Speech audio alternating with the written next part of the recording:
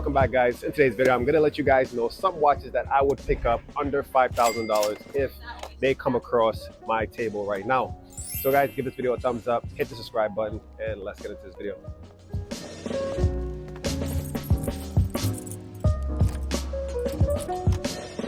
So the first watch, of course, would be a vintage Rolex Datejust, just like the one that I have on my wrist, which is a 16014. Now they come in multiple different variations, different references also. You have the 1601, you have the 16013, and all different metal types. You have the bimetal and you have just the stainless steel. In all honesty, I would say to stay with the 4-digit reference and the 5-digit references, because that would most likely be under $5,000. Sometimes though, the 16233, the third digit being a 2, would be over 5,000 because it's like the newer reference. But yeah, guys, that would be my first choice, a Rolex Datejust for a watch under $5,000. And you could really have it fit your style, your lifestyle. You could have the Jubilee bracelet, you could have the Oyster bracelet. There's multiple different ways to make it fit your look. You could change the dial, you could change the bezel from a fluted bezel to a smooth bezel to an engine turn bezel. Trust me, there's a Rolex Datejust for everyone out there.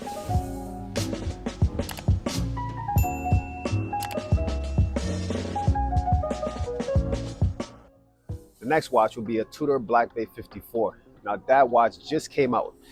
The one previously was the Tudor Black Bay 58, which is also a timepiece that I love, but the 54 just seems perfect. Perfect size, everything, the design, the dial, perfect.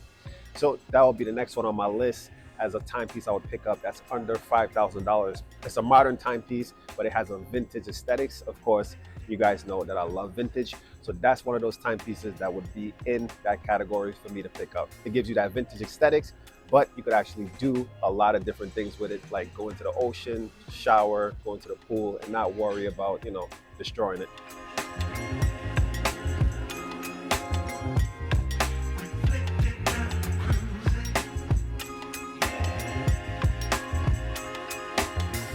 The next two watches I would choose will be in the Cartier brand, either the Cartier Santos or the Cartier Tank. Now these watches are creeping up.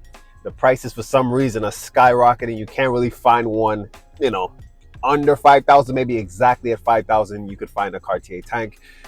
Specifically, of course, the precious metal. The Tank would be a 18 karat solid yellow gold that I would choose on leather strap, not the bracelet. If it was on the 18 karat solid gold yellow bracelet, it would definitely be way over $5,000. But the one in particular that I'm speaking of is just the case with a leather strap.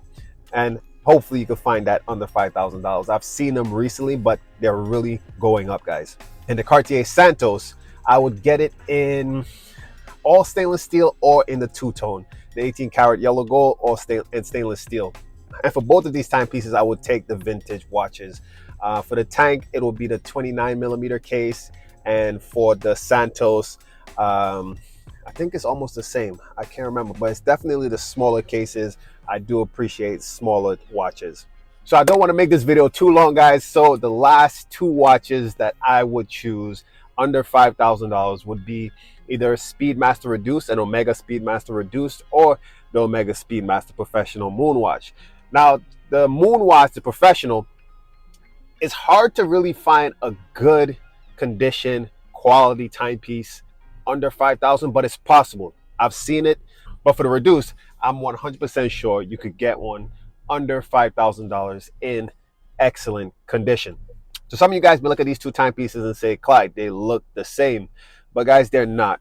One, the Reduced is a 38mm size case, and the Professional, the Moonwatch, is 42mm size in case diameter, which is a huge difference once you put it on your wrist. Luckily for me, my wrist size could, take a 40 or 42 and also all the way down to a 33.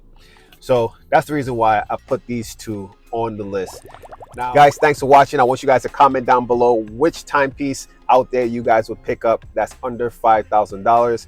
If you enjoyed the video, give it a thumbs up, hit the subscribe button, and stay tuned for the next video.